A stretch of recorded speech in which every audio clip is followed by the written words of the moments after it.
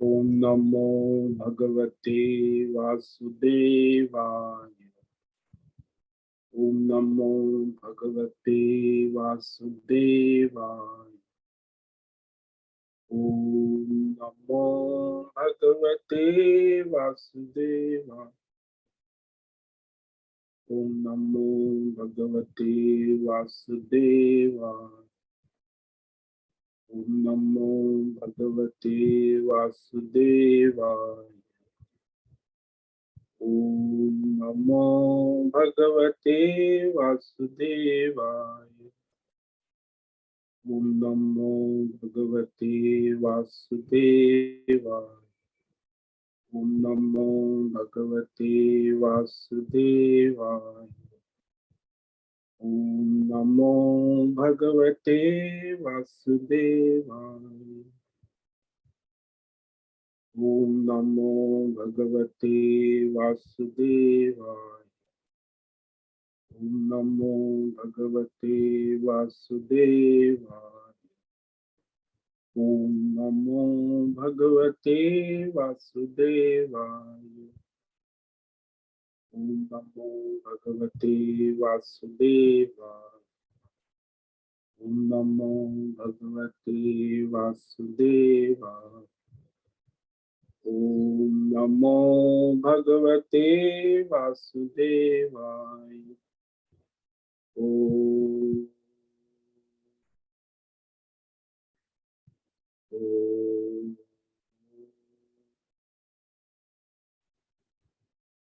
ओम ओम श्री परमात्मने नमो नमः। ओम गं गणपतये नमो नमः। ओम सं सरस्वत्यै नमो नमः। ओम गुं गुरुभ्यो नमो नमः। ओम सहनाववतु सहनौ भुनक्तु सह वीर्यं करवावहै तेजस्विनावधीतमस्तु मा विद्विषावहै। ओम शांति शांति शांति। सदाशिवसमारम्भां शंकराचार्यमध्यमा अस्मदाचार्यपर्यन्तां वन्दे गुरुपरम्पराम्। ओम पार्थाय प्रतिबोधितां भगवतां नारायणेन स्वयं व्यासेन ग्रथितां पुराणं मध्ये महाभारत अद्वैतामृतवर्षिणीं भगवतीम् अष्टादशाध्यायिनीम् अम्ब त्वां सन्दधामि गीते भवद्वेष वसुदेवसुतं देवं कंसचाणूरमर्दनं देवकी परमानन्दं कृष्णं वन्दे जगद्गुरुं। नमस्ते परमं ब्रह्म सच्चिदानन्दरूप निर्गुणाय नमस्तुभ्यं ओंकाराय नमो नमः। सर्वे दुर्गाणि तरन्तु सर्वे भद्राणि पश्यन्तु सर्वे सद्बुद्धिमाप्नोतु सर्वे सर्वत्र नन्दतु। ओम तत्सत्। ओम ओम ओम।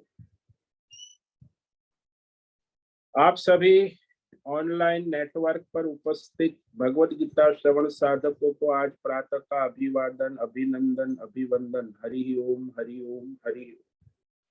हम सबको आज का यह दिव्य दिन तन मन धन जन देश काल विषय वस्तु परिस्थिति अवस्थाएं अध्यात्म भौतिक दैवी क्षेत्र व्यष्टि समष्टि सभी को अपने पूर्व जन्मों में किए हुए संचित पाप पुण्य धर्म अधर्म मिश्र कर्म फल रूप में वर्तमान में अपने प्रारब्ध अनुसार परमेश्वरीय योग माया के माध्यम से प्रसाद स्वरूप में प्राप्त हुआ है मिला है। अतः आज का यह दिव्य दिन परमार्थ हेतु निष्काम सेवा यज्ञ देव यज्ञ ऋषि यज्ञ पितृयज्ञ प्राणी भूत यज्ञ सात्विक दान शारीरिक वाचिक मानसिक तप निष्काम कर्म योग ध्यान योग भक्ति योग ज्ञान योग साधना स्वाध्याय वेद शास्त्रों का अध्ययन अध्यापन उपासना आराधना के लिए समर्पित करे और कराए। अत्यंत दुर्लभ मनुष्य जीवन को परमार्थ हेतु सार्थक करे और कराए।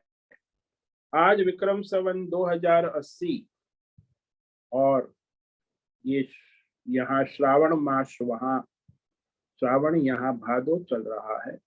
त्रयोदशी रात्रि 2:20 तक, उसके बाद चतुर्दशी लग जाती। आज है आश्लेषा नक्षत्र रात्रि 11 बजे तक, उसके बाद मघा नक्षत्र लग जाता है। आज है मंगलवार और ईस्वी सन 2023, यहाँ वर्षा ऋतु चल रही है। और 13 सितंबर 2023 कलयुग का प्रथम चरण 5248 वर्ष 7वां वैवस्वत मनवंतर श्वेत वराह कल ब्रह्मा जी का 26वां दिन और 51वां वर्ष चल रहा है।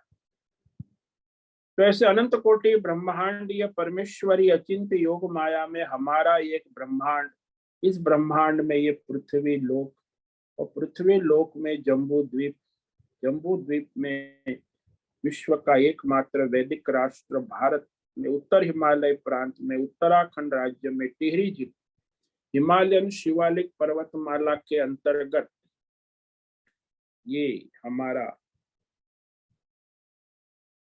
टिहरी जिला और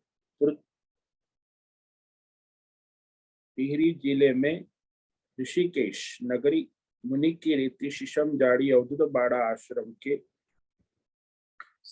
पहले माले से गंगा किनारे से सी ब्लॉक हम स्वामी उत्तमानंद सरस्वती भगवद गीता के आचार्य शिष्य स्वामी चिन्मयानंद सरस्वती महाराज कैवलाद्वैत वेद व्यास भगवत पाद शंकराचार्य की श्रृंगेरी संन्यास परंपरा से शिक्षित दीक्षित सनातन वैदिक भारतीय हिंदू धर्म अनुसार संपूर्ण भगवद गीता ज्ञान यज्ञ ऑनलाइन चैतन्यमय जीवंत लाइव प्रसारण के अंतर्गत व्याख्यान माला में अध्याय 2 सांख्य योग के श्लोक नंबर 43-44 पर संस्कृत एवं हिंदी में व्याख्यान करेंगे।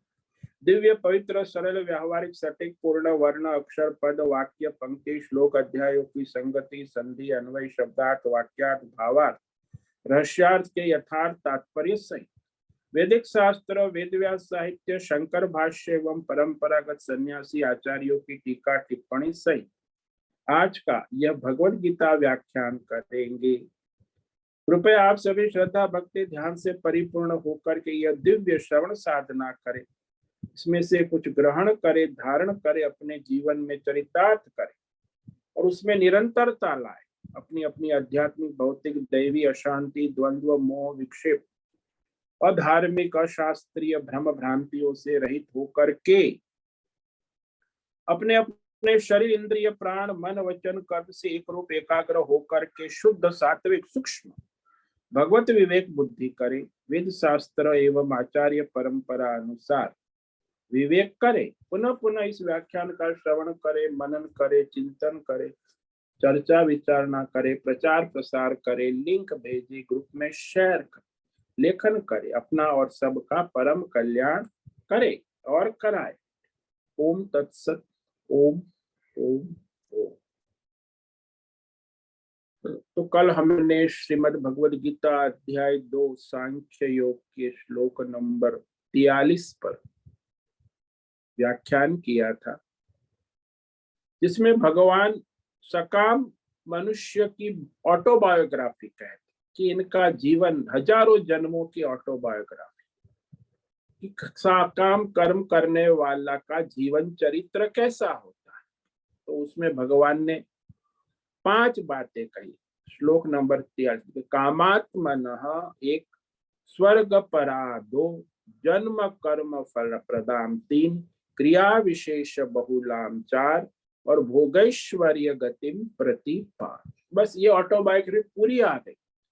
जो कामात्मा है, सकाम कर्म करने वाले हैं, तो भगवान उसके विषय में कह रहे हैं, कामात्मान स्वर्ग पराः जन्म कर्म फल प्रदाम क्रिया विशेष बहुलाम भोगैश्वर्य गतिम प्रति। तो वो कामात्मा है, कामना में लगा हुआ है, निरंतर उसकी कामनाएं बनी रहती। स्वर्ग परा, कोई संसार के सुखों में लगा रहता है, ये सुख मिले, वो सुख मिले, ऐसा सुख मिले। जन्म कर्म फल प्रदान, जन्म कर्म फल, और उसी के साथ भोगैश्वर्य गतिम प्रति। अब ये जो भगवान ने कहा जन्मैव कर्म फल प्रदम, आचार्य लोग कहते हैं कि जन्म जो है ना, वो ऐसे अपने आप नहीं हुआ है। जो लोग नास्तिक लोग मानते हैं कि अपने आप जन्म होता है, अपने आप में भोग करो मरो, कहते नहीं, ईश्वरीय सृष्टि में जन्मैव फलम, यानी जन्म है वो आपके पिछले अनंत जन्मों के संचित कर्मों का फल है। इसीलिए जन्म कर्म फल प्रदान, संचित कर्मों के बहुत जन्मों के बाद वर्तमान जन्म में जो शरीर मिला है, संसार मिला है, परिवार मिला है, बुद्धि मिली है, सारा पूरा पैकेज, स्थूल सूक्ष्म शरीर, अध्यात्म, भौतिक, दैव, संसार, ये सारा संचित कर्मों के द्वारा जन्म से मिला।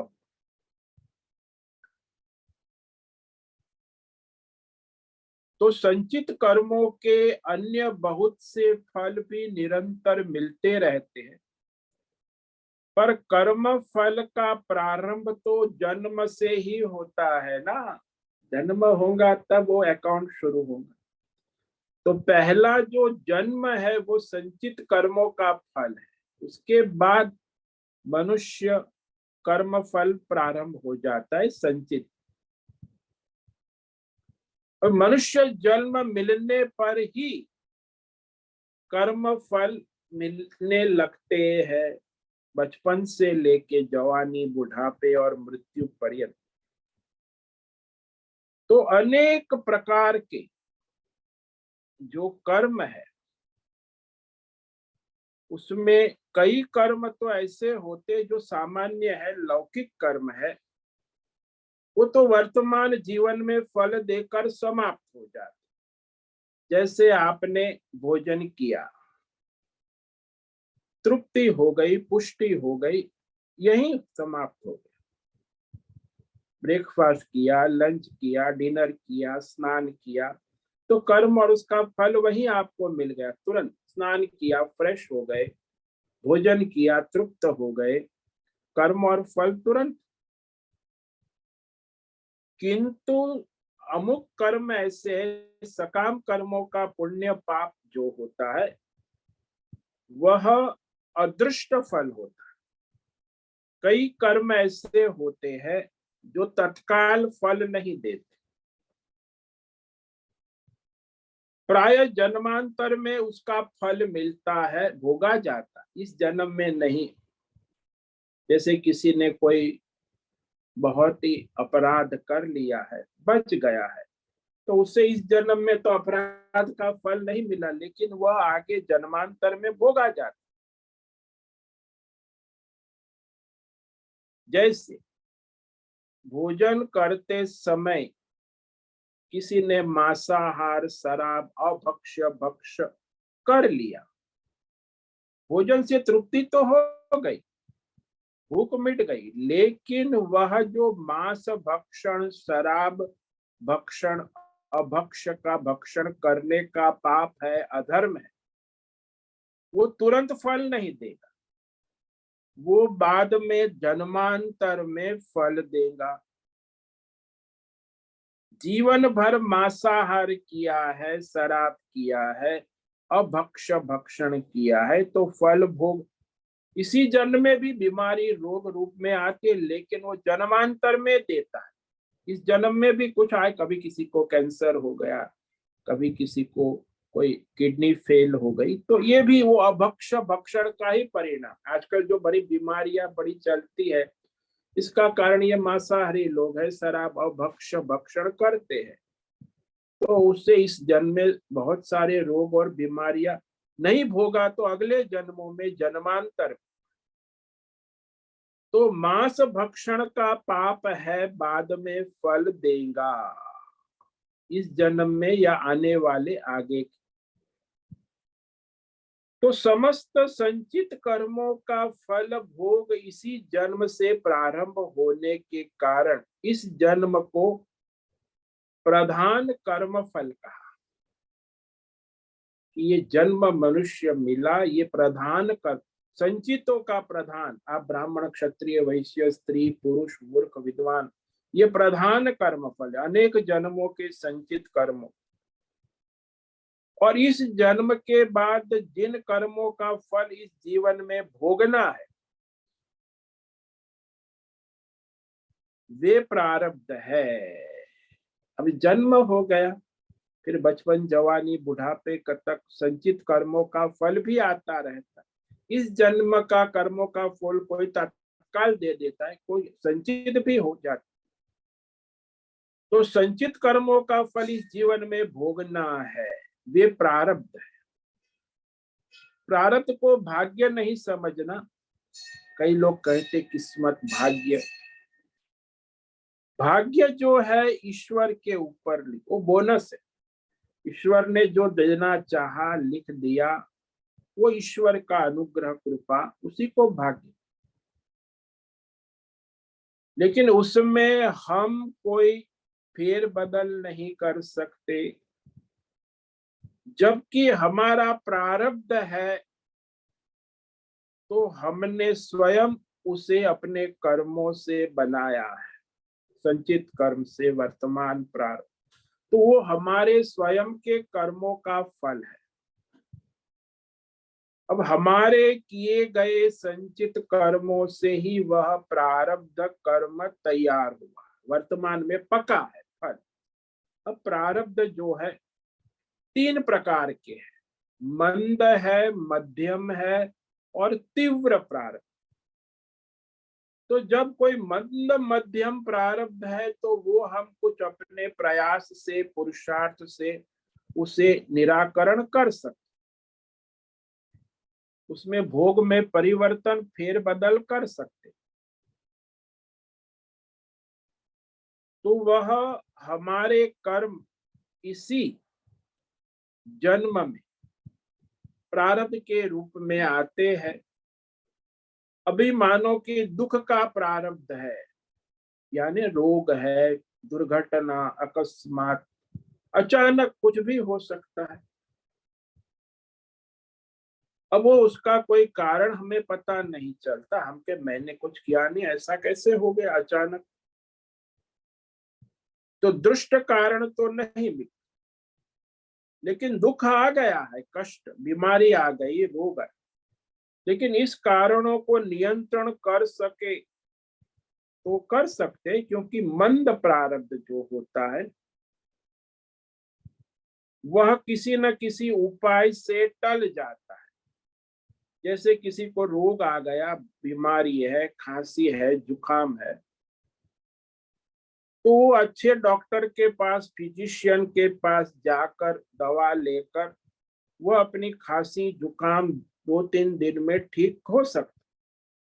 हाँ, नहीं जाएगा तो उसको दवाई नहीं लेगा तो वो चलता रहेगा। प्रारब्ध होगा तो 15 दिन, महीने तक भी खांसी रहेगी, जुकाम रहेगा।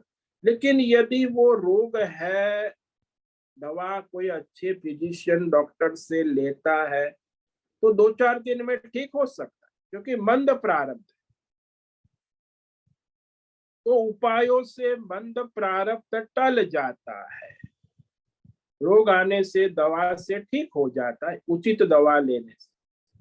और ये मध्यम प्रारब्ध है, वो भी कोई तप, साधना, योग, उपासना से टाला जा सकता। मानो कि किसी का मध्यम प्रारब्ध है कि उसका मन बहुत विक्षिप्त हो रहा है, तो बेचैनी हो रही है, तो तप करे, उपासना करे, योग करे, जप करे, साधना करे, तो मध्यम प्रारब्ध मन का विक्षेप टाला जा सकता है। वो उपासना से हो सकता है। मध्यम प्रारब्ध है, मन की अशांति है, विक्षेप है, बेच।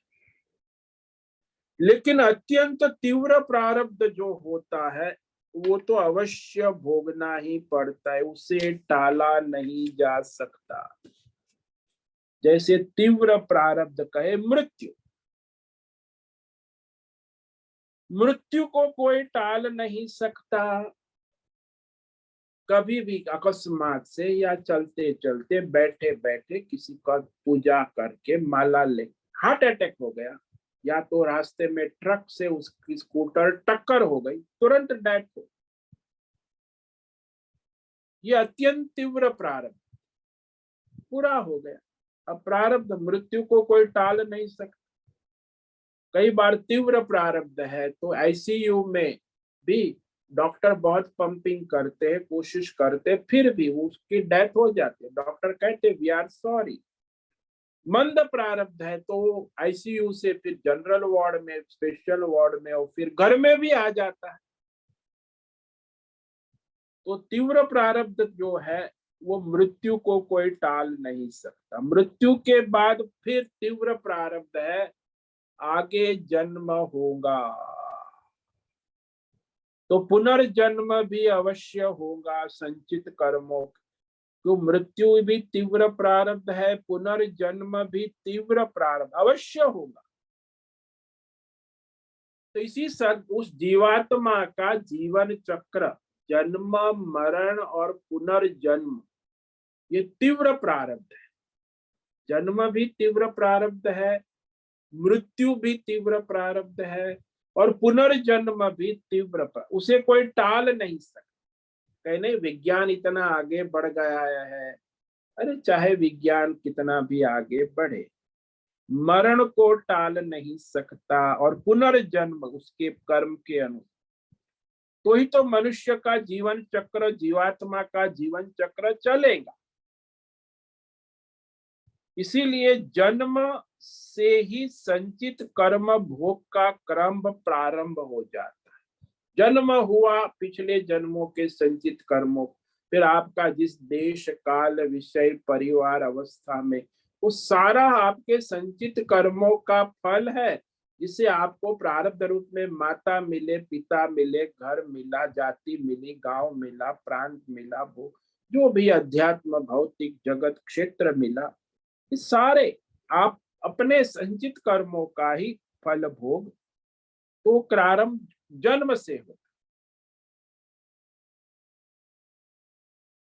तो वेद शास्त्रों में जो जितने भी सकाम कर्म बताए हैं उसमें सब में बताया है कि उसको करने से कैसा जन्म होगा। सात्विक कर्म करने से सात्विक दैवी जन्म होगा, राजसी कर्म करने से मनुष्य जन्म होगा, तामसी कर्म करने से चूहा बिल्ली गधा कीट पतंग पशु योनि प्राप्त हो। तो ऐसा वेद में बहुत विस्तार से कहा है कि किस कर्मों का फल किस योनि की प्राप्ति। तो जन्म भी अनेक प्रकार के हैं और उसके कर्म अनुसार योनिया 84 लाख योनि शास्त्रों में। 84 लाख तो है, लेकिन उसमें अवान्तर योनिया भी बहुत है ना। जैसे कुत्ते हैं, तो कुत्ता एक योनि है, लेकिन कुत्ते में भी हजारों प्रजातियां है, 500 700 1000। तो हाइब्रिड भी कुत्ते आजकल कितने प्रकार, अवान्तर जातियां भी बहुत, तो वो भी एक योनि है। अल्सेशियन डॉग और शेफर्ड डॉग और दूसरा कुत्ता, अलग कुत्ते में भी अनेक जातियां है, प्रजातियां है। तो योनि बन गई अलग अलग योनि। तो एक 84 लाख योनि में प्रजातियां गिनोगे, दूसरी तो वो तो अरबों में योनि बन जाएंगे। तो अनेक अरबों तक योनियां है, उसका अनुसार कर्म भी है, उस अनुसार योनि है। तो अवान्तर योनियां जो है, जातियां है, अलग अलग गिनने से ये योनि बहुत ही अनंत हो जाती है। अब किसी भी प्राणी का जन्म होने के बाद ही शरीर के साथ सुख दुख के भोग अलग अलग तरह के होते हैं, सभी प्राणियों। कैसी योनि है, कैसे हमें मिली अपने ही कर्मों से, कैसे हम उसमें सुख दुख भोगेंगे, इसमें जो उसके कर्म है उसी अनुसार चलेगा। क्रिया विशेष बहुत।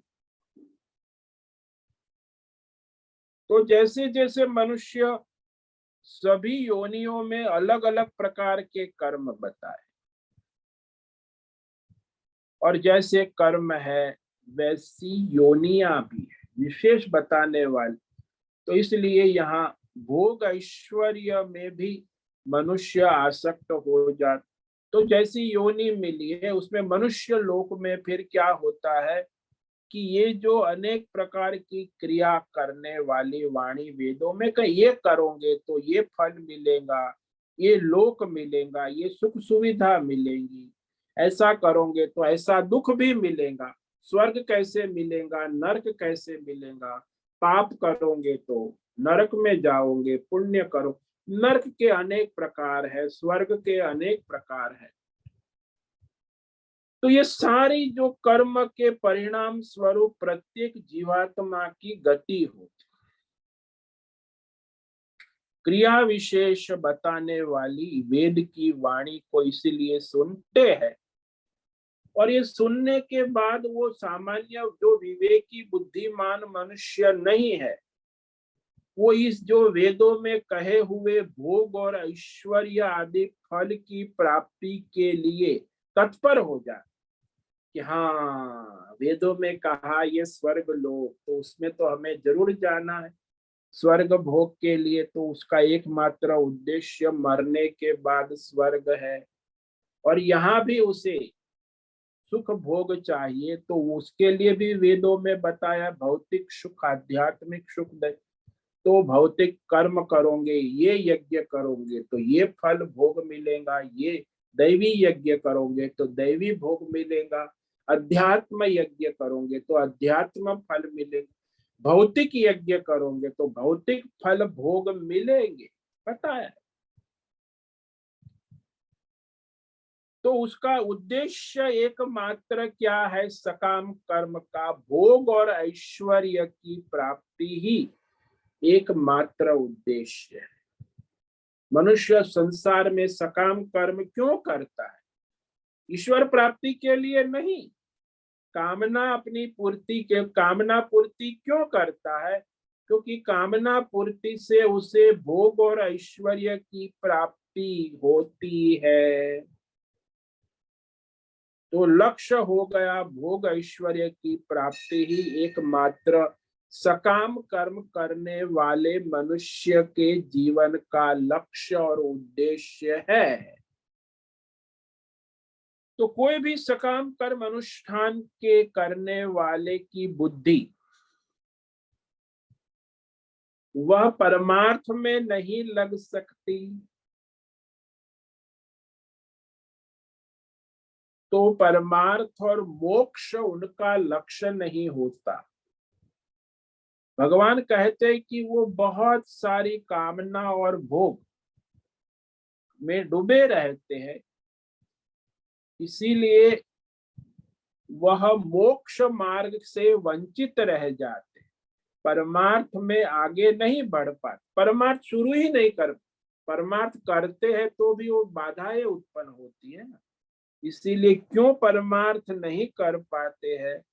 क्योंकि वो ज्यादातर भोग ऐश्वर्य में आसक्त रहते हैं, बहिर्मुख है ना। बहुत सारी भौतिक अध्यात्म दैव भोग ऐश्वर्य की कामना वाले प्राप्त भी किया है, कई लोगों ने तो भोग ऐश्वर्य, तो उसमें बड़े मस्त हो जाते हैं।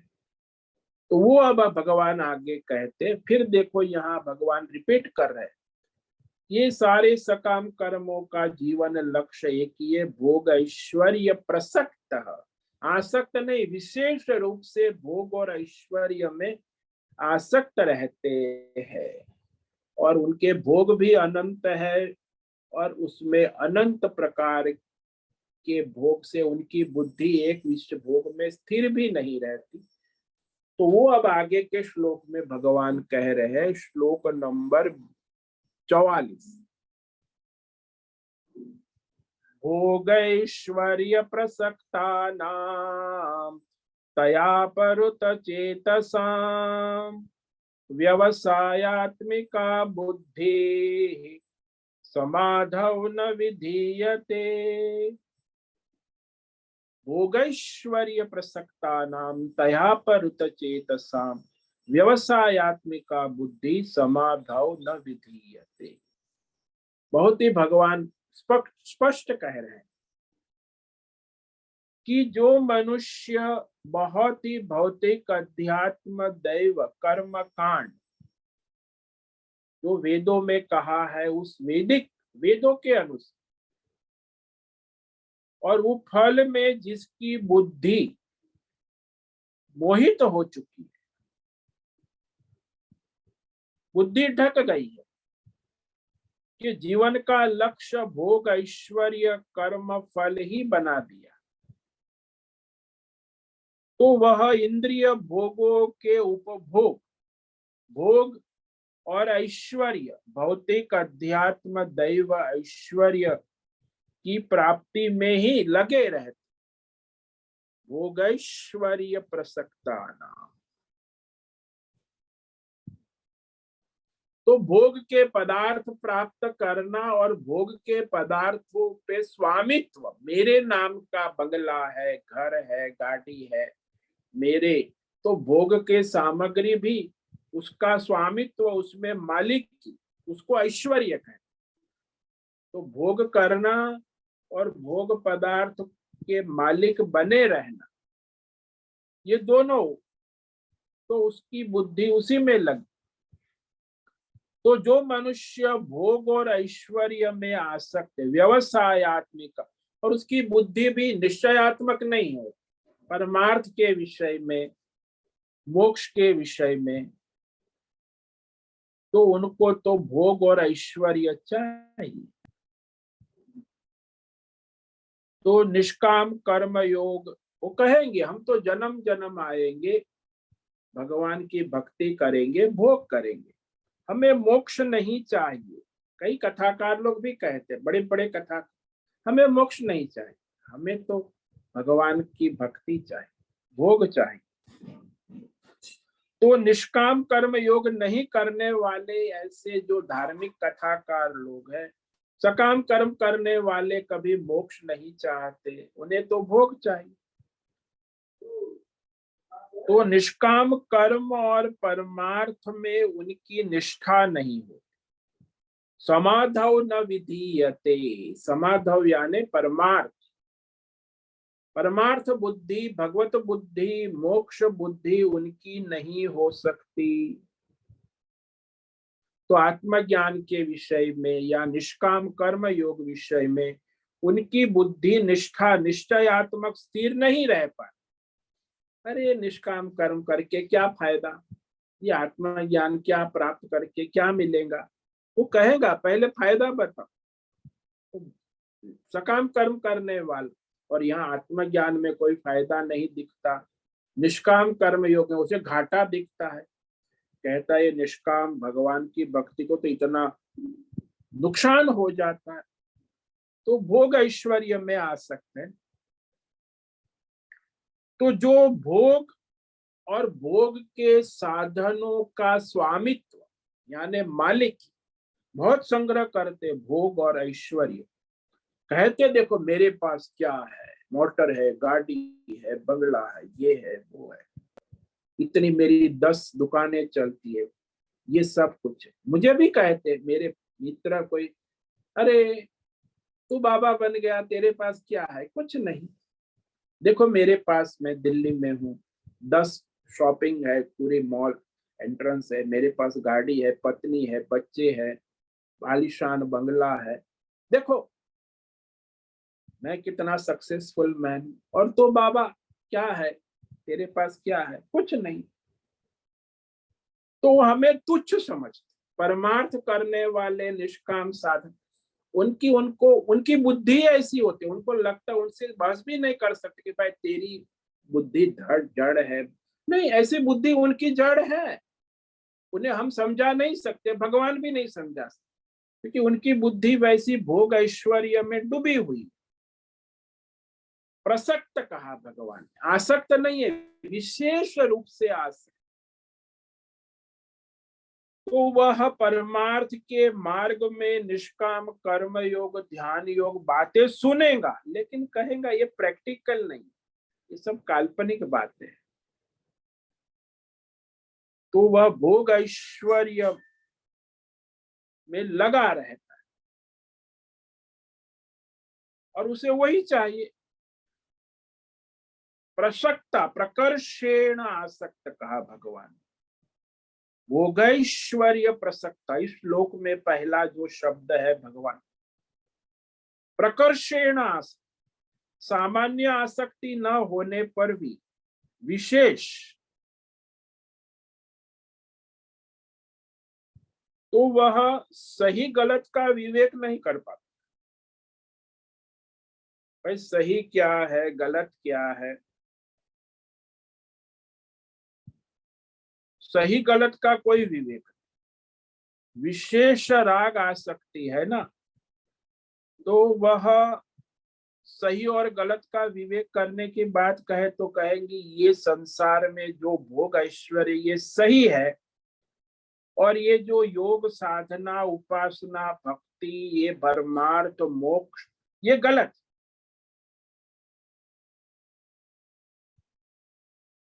तो वो उल्टी बुद्धि चलती।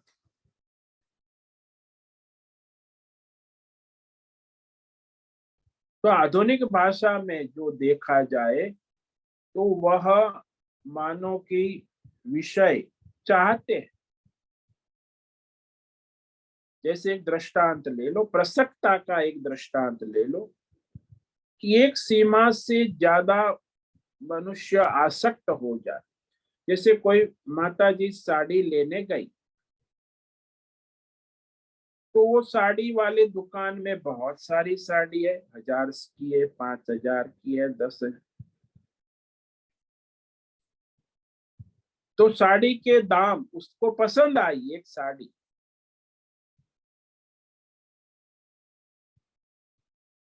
तो वो साड़ी उसने दुकानदार ने कहा कि ये 3000 की साड़ी है और फिक्स दाम है, कम नहीं कर। तो माता जी को साड़ी 2000 में लेनी है, जज गया कि 2000 में मिल जाए तो मैं ले ले।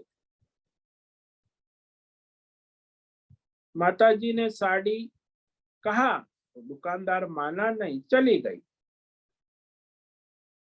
2000 की साड़ी देना है तो दो।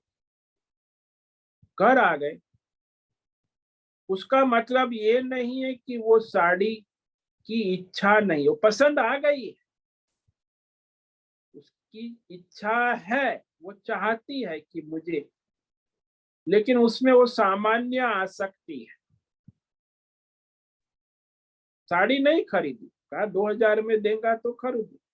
घर में आ गई, रात भर सोचा, सोचना। 2 दिन के बाद फिर वो गई और वह 3000 देकर साड़ी खरीदने को तैयार हो गई। इसे कहते हैं प्रसक्ति, विशेष आसक्ति। उसे 2000 में जज गया था और 2000 उसे लेना भी। लेकिन अब कोई भी दाम हो, संसार में भी आप देखेंगे मनुष्य बाजार में 2 प्रकार के लोग, कोई भी दाम ले लो, बस मुझे ये भोग दे दो, इसको प्रसक्ति कहते। उसे दाम से कोई मतलब नहीं, वो भोग चाहिए। तो वहां उसके बिना नहीं चलेगा, जो भी दाम देना पड़े हम देने को तैयार है, लेकिन हमें ये चीज चाहिए। जैसे व्यसनी लोग होते हैं, शराबी है, ड्रग्स वाले हैं, वो कहे इतनी आसक्ति प्रसक्ति होती है, उनको कहे ये ड्रग्स है मेरे पास, कितना, पर बाजार में तो 50 रुपए। नहीं नहीं, मैं तुम्हें 100 रुपए में दूंगा, लेना है तो लो। वो लेगा क्योंकि उसे ले ले 100 रुपया, मुझे दे दे ड्रग्स। इसको कहते हैं प्रसक्ति। एक होता है आसक्ति और दूसरी होती है प्रसक्ति। भगवान ने यहाँ शब्द किया है प्रसक्त। तो वो जो प्रसक्ति है उसी में लगे रहते, भोग ऐश्वर्य। अब वो निष्काम कर्मयोग परमार्थ में लगने से पहले सबको संसार के विषयों में आसक्ति तो रहेगी। आसक्ति की कोई विशेष परेशानी, लेकिन ये प्रसक्ति नहीं होनी चाहिए, विशेष आसक्ति प्रसक्ति। लेकिन भगवान ने यहाँ कहा कि ये सकाम कर्म करने वाले भोग ऐश्वर्य की प्रसक्ति से उसकी बुद्धि का अपहरण हो जाते, विवेक बुद्धि काम नहीं करती। तो वेदों में भी बताया है ये करने से ये फल मिलेगा, तो उसमें भी वो प्रसक्त हो जाते, तो बुद्धि का अपहरण, विवेक बुद्धि का अपहरण हो जाता। तो उसके विवेक बुद्धि का अपहरण होने के कारण उसकी निश्चय समाधौ न विधीयते का, समाधौ यानी निश्चयात्मक परमार्थ बुद्धि नहीं हो सकती है। भोग ऐश्वर्य में आसक्त मनुष्य की निश्चयात्मक परमार्थ बुद्धि नहीं हो सकती है, क्योंकि वो भोग ऐश्वर्य में अत्यंत आसक्त।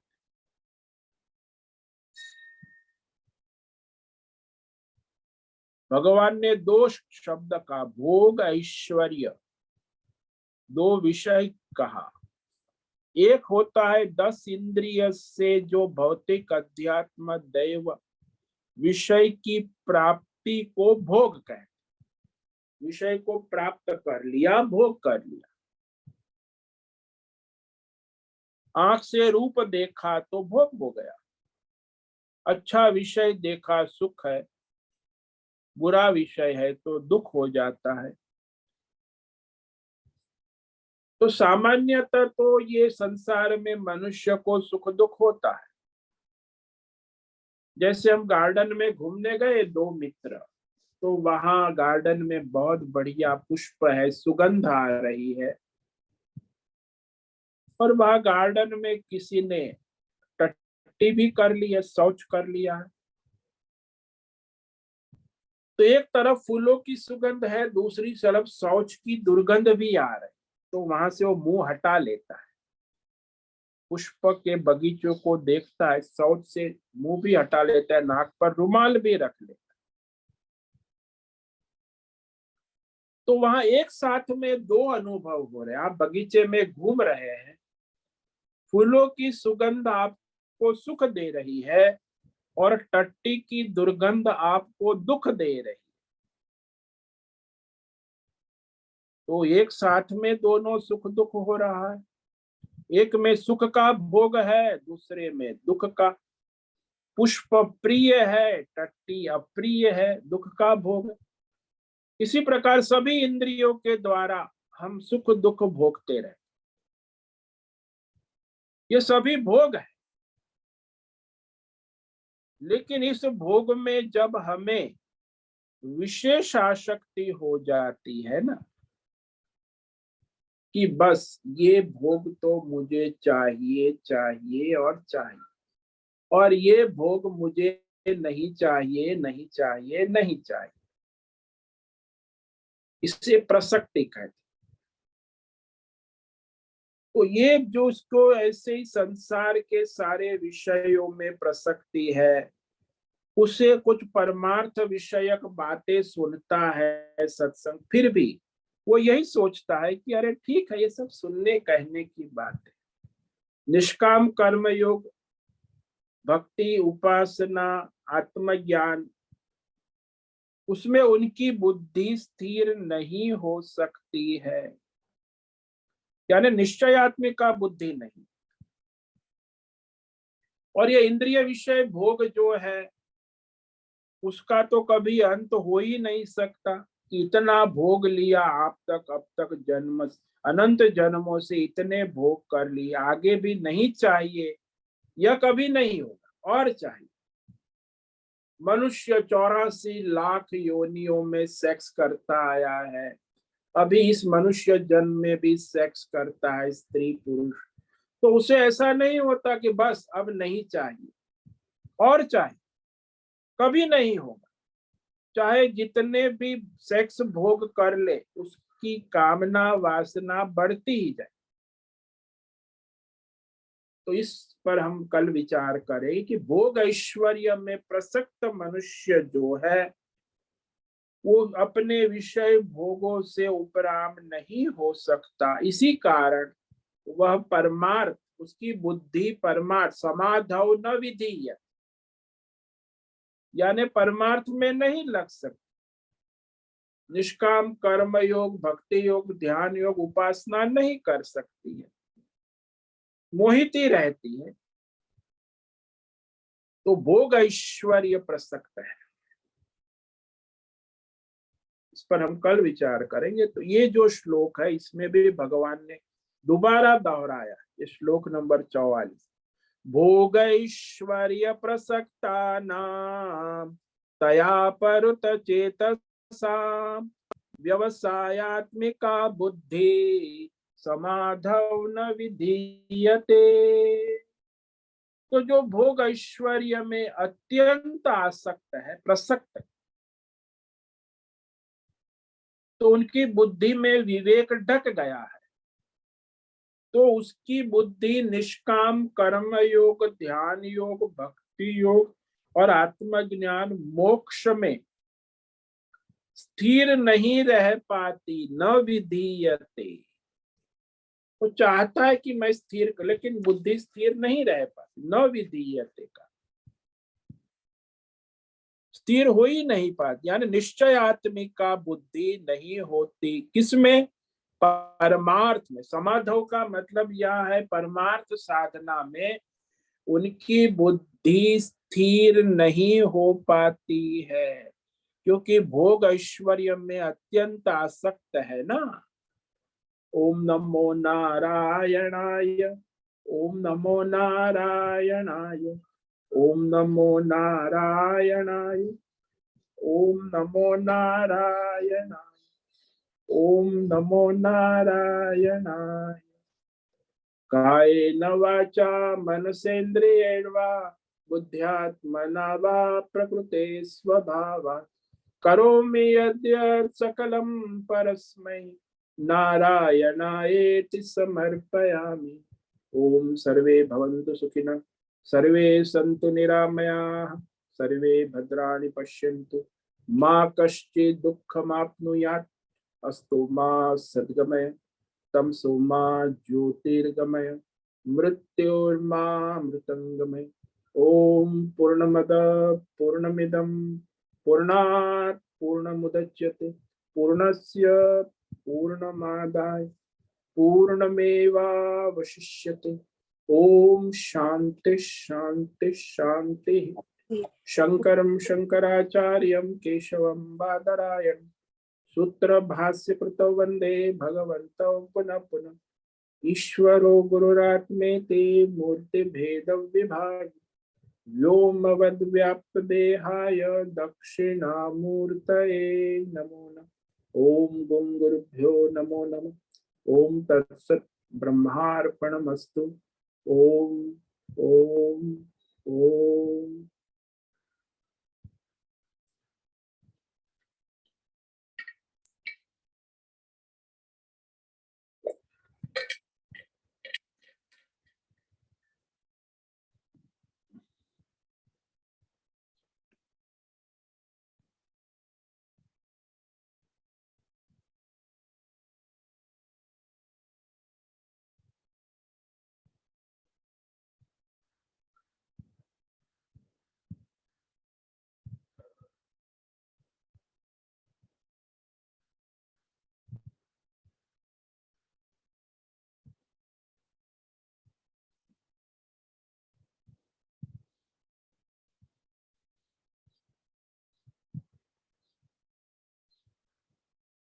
प्रश्नोत्तरी का समय है। किसी भी साधक को कोई प्रश्न है पूछ सकते हैं।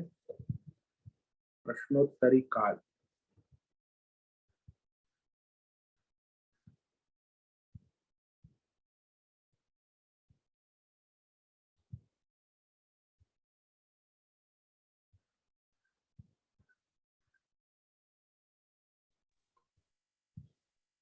नमो नमः गुरु। नमो नमः। बोलो।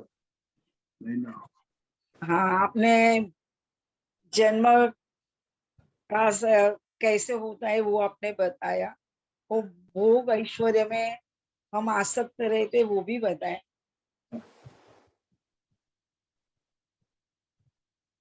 पर ये भोग ऐश्वर्य से निकलना कैसे? आसक्त है तो नहीं निकलेंगे, आसक्त है तो निकल सकते हैं। प्रसक्ता नाम भगवान ने कहा कि उनकी बुद्धि परमार्थ में स्थिर रह ही नहीं सकती। करेगा थोड़ा, लेकिन वो परमार्थ में स्थिरता नहीं होती। तो भोग ऐश्वर्य में आसक्त है ना, इंद्रिय विषय भोग, और फिर ये जो बना लिया ना उसने भोग के साधन, घर है, परिवार है, पैसा है, मोटर गाड़ी बंगला, मालिक ऐसा, तो उसको ऐश्वर्य कहते। तो आलीशान बंगला बना लिया और उसमें 4-10 नौकर है, 2 रसोइये है, गार्डन बगीचा है, तो भोग कर रहा है और ऐश्वर्य है भाई। आलीशान बंगला 10 करोड़, 50 करोड़, 25, आज तो भाई बंगला 20,000 करोड़ तक का बनता है दुनिया में। वो ऐश्वर्य है कि ये मेरा है, मैं मालिक हूं, इसमें भगवान का कुछ नहीं, मेरे नाम का बंगला है, मैं इसका मालिक हूं, और मैं, ये उसका ऐश्वर्य दिखाता है। और फिर वो भोग करता है बंगले का। सभी, छोटा झोपड़ी वाला हो तो वो कहेगा ये मेरा ऐश्वर्य, मेरी झोपड़ी है, और उसमें वो अपने परिवार के साथ भोग करता है। बंगले वाला बंगले में भोग करता है, उसका ऐश्वर्य बंगला है, झोपड़ी वाले का ऐश्वर्य झोपड़ी है, और उसमें अत्यंत आसक्त।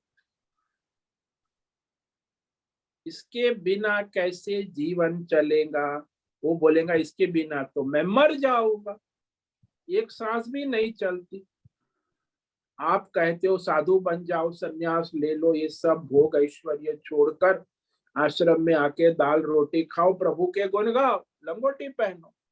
अरे बाबा, ये सब कैसे छोड़ा सकते हैं? और दाल रोटी, मेरे यहाँ 2 रसोइये है, मुझे ये चाहिए, और मेरे इतने डॉक्टर है, एमडी है, इतनी दवाएं भी मैं खाता हूँ, ये सब मेरा भोग है, ऐश्वर्य है।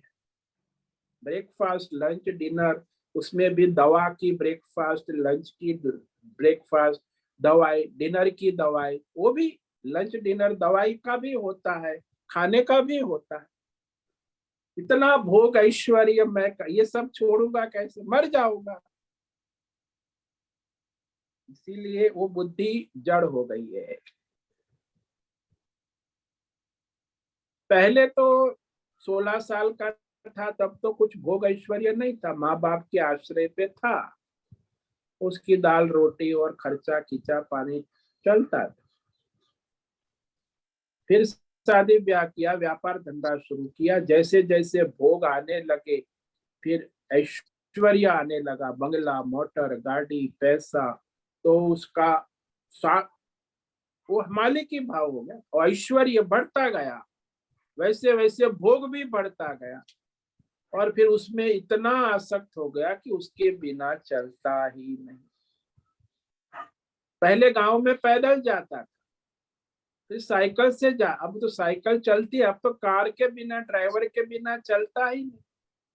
प्रसक्ता नाम, जैसे जैसे भोग बढ़ते हैं, ऐश्वर्य बढ़ता है,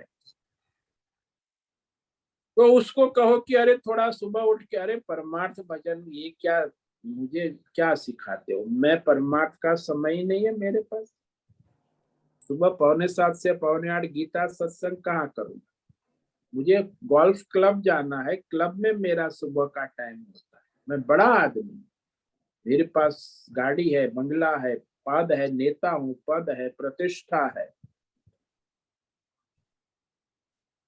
तो इस तरह वह मनुष्य लगा रहता है।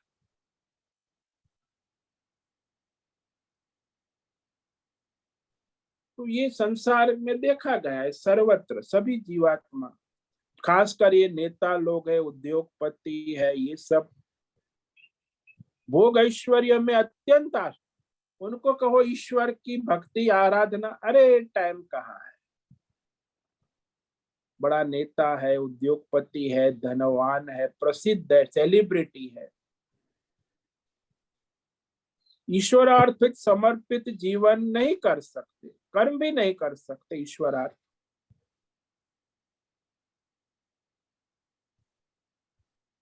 तो ये ऐसा है कि मनुष्य को भगवान ने जीवन दिया है,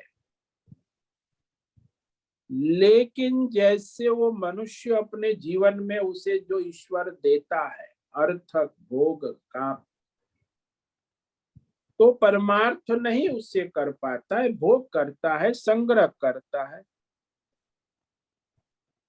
जैसे घर में किसी ने बहुत अच्छी थाली बनाई, भोजन की थाली, अब भोजन की थाली बढ़िया बनाकर फिर वह वहां काउंटर लगाकर बेचता है, तो यात्री आते हैं, तीर्थ यात्री, तो थाली खा लेते, 200-300 रुपया दे देते थाली, बढ़िया थाली आपने बनाई।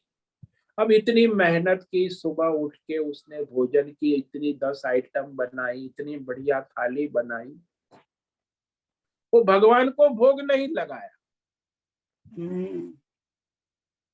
वो बाजार में बेच दिया और उसे 200-300 मिल भी गया। तो ऐसा है, सकाम कर्म करने वाले का यही हाल है कि स्वादिष्ट थाली पकाकर उसे बाजार में बेच दिया। ऐसे ही अच्छी तरह स्वधर्म का पालन कर उसे भोग ऐश्वर्य के नाम पर बेच दिया। ईश्वरार्थ समर्पित न करके वो भोग ऐश्वर्य में लग गए। तो ये बहुत ही दुर्गति का रास्ता हो, क्योंकि ये तो सिद्धांत है ना कि कार्य और कारण, कारण के अभाव होने से कार्य का अभाव हो जाता, ये सिद्धांत है, सृष्टि का सिद्धांत है। इसीलिए निष्काम कर्म का अभाव होने से परमार्थ का अभाव हो जाता है, बुद्धि उसकी परमार्थ में नहीं स्थिर हो पाती, क्योंकि सकाम भोग ऐश्वर्य में आसक्त है ना। अब निष्काम बातें केवल सुनने लायक होती, अच्छा है, फील गुड, भाई बढ़िया है, सुबह स्वामी जी ने निष्काम कर्म समझ में आ गया, लेकिन वो हमारे लिए प्रैक्टिकल नहीं है, हम तो भाई संसारी लोग हैं। तो ऐसे फिर चलता है संसार में ज्यादातर। अरे भाई, जो भगवान के मार्ग में लगे हुए 90% कथाकार भी ये कहते हैं कि मुझे भोग चाहिए, ऐश्वर्य, उसी के लिए तो कथा करते भगवान, तो परमार्थ के लिए नहीं करते, और मिलता भी है, भगवान तो देता है, वो जो चाहिए वो भोग ऐश्वर्य, चाहे भोग ऐश्वर्य, परमार्थ चाहिए तो परमार्थ। आपने साड़ी का उदाहरण दिया ना, दृष्टांत हाँ दिया, वो तो हमारे हाँ जीवन में कई बार हो जाता है। हाँ, तो प्रसक्ति है तो भाई कोई भी पैसा दाम ले लो, हम तो लेंगे, दुनिया में ये तो सब होता ही है। वो 2 बार जाके लेने का हो ही जाता है कि चलो अभी हाँ, सही सही वो अभी समझ में है, उसको प्रसक्ति आसक्ति कहते वो हैं। आसक्ति नहीं, वो प्रसक्ति है। आसक्ति। अरे घर में दूसरी 10 साड़ी 100 साड़ियां पड़ी, लेकिन फिर भी वो साड़ी अच्छी लगी ना, मुझे चाहिए, जरूरत नहीं है, केवल मुझे अच्छी लगी, चाहिए। और नहीं लेके आते ना, फिर भी मन में रहती है कि वो साड़ी मैंने नहीं ली है, ऐसा। हाँ, तो प्रसक्ति है, आसक्ति है। तो बस ये तो एक साड़ी का दृश्य, सारे संसार में कितने विषय सुबह से शाम ऐसे होते रहेंगे, खाने में, पीने में, आने में, जाने में। पर ये इसके श्लोक बिना इसने कितनी बार पढ़ा, पर इतना विस्तार से नहीं समझ में आया था। ऐसे वो प्रसंग तो भाई गा लेते हैं। विस्तार, वो तो भाई श्लोक तो पढ़ते हैं, इसमें भगवान ने 2 बार भोग, पिछले श्लोक में भी कहा भोगैश्वर्य प्रसक्तान, तो यहाँ फिर भोगैश्वर्य का रिपीटेशन हो रहा है ना, कि भाई यही आपकी ऑटोबायोग्राफी है संसारी सकाम कर्म कर, कि भोगैश्वर्य गतिम प्रति भोगैश्वर्य प्रसक्ता नाम समाधौ न विधि। तो भोग ऐश्वर्य में उनकी गति होती है जीवन की, तो वो भोगैश्वर्य में जीवन की गति है, तो परमार्थ में गति कैसे हो सकती है? पूर्व में जा रहा है तो पश्चिम में गति कैसे हो सकती है? जो पश्चिम में जा रहा है तो उसकी पूर्व में गति कैसे हो सकती है? ऐसे जो भोग ऐश्वर्य में जिसकी गति है उसकी परमार्थ में गति कैसे हो सकती? इसीलिए भगवान के परमात्मा में, परमार्थ में निश्चयात्मक बुद्धि नहीं, ऐसा करता है, परमार्थ कुछ ना कुछ कर लेता है, कभी कभी टाइम मिलता है तो करता है, या भगवान की कृपा अनुग्रह होता है तो कर, लेकिन उसमें उसकी रक्ति नहीं हो, गति नहीं हो। समाधौ न विधीयते, परमार्थ विषय जैसे वो टाइम पास का विषय हो जा रहा है, उसका ठीक है, अभी टाइम है थोड़ा, और दूसरे कोई किसी ने कह दिया चलो माँ कहती है तो थोड़ा कर लेते हैं, भाई आचार्य जी कह रहे हैं, तो बाकी कोई उसकी निष्ठा निश्चयात्मक बुद्धि उसकी नहीं होती, परमार्थ करता है, परमार्थ में निश्चयात्मिका बुद्धि नहीं होती, क्योंकि भोग ऐश्वर्य में आसक्त है ना, प्रसक्त का। तो ऐसे भोग ऐश्वर्य में प्रसक्त लोगों का परमार्थ कैसे, खाली दिखावा ढोंग पाखंडी होता है, उनका लक्ष्य ही भोग ऐश्वर्य है, परमार्थ है ही नहीं। हाँ, जैसे हाँ समझ में आया, और थोड़ा डिटेल्स में भी समझ में आया कि जैसे हम ना फिक्स करते हैं कि हम रोज भोजन में 2 चीज लेंगे, पर हाँ ऐसे कहाँ जाते हैं और आ जाता है तो फिर वो 2 चीज की जगह पूरी थाली खा लेते हैं। हाँ, फिर 10 आइटम खा लेते, 2 आइटम खाने का संकल्प होता है, लेकिन वो निष्ठा नहीं रहती। इसीलिए उनको संयम की बात करना, धर्म की बात करना होगा, तो ये सब बाद में देखेंगे, अभी तो हमारे पास कोई टाइम नहीं है, क्योंकि भोग ऐश्वर्य में डूबे हुए हैं ना, वो भोग के साधन भी जुटाए हुए हैं, ऐश्वर्य यानी वो मालिक की है, बहुत सारी चीज जो उसी में डूबा है।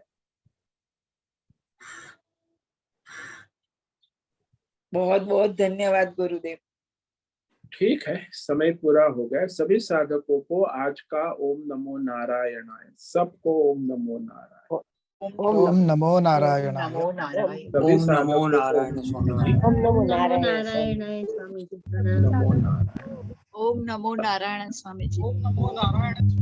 मुझसे निवेदन है आज का सत्संग पूर्ण करे। ओम नमो नारायणाय।